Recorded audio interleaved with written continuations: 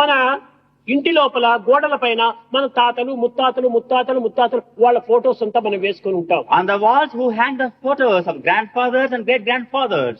కానీ మనం చూడలేదు. We did not see them. దానికి మాలలు వేసి గౌరవిస్తుంటాము. We garland them and revere them. కానీ దాంట్లో ప్రాణం ఉందా? Is there life in that photo? అతనిలో ప్రేమ ఉంటుందా? Is there love in it? అతని పైన ఉన్నటువంటి యొక్క సంబంధం మనకేమైనా అర్థమవుతుందా? Is there a connection there? కాదు. No.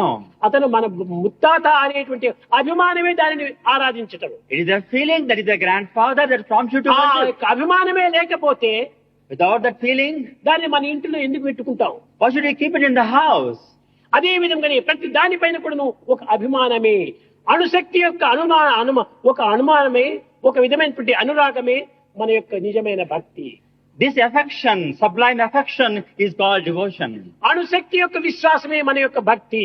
And that faith in the atom everywhere is అణువే devotion. దైవము. That atom is God, not lost to us. కనుక దైవత్వాన్ని మనము విశ్వసించినప్పుడే సర్వమును మనం విశ్వసించిన వారమవుతాం. When you believe in divinity, we believe in everything. కనుక విశ్వాసమే మన యొక్క ఆరాధన. Faith is the mainspring.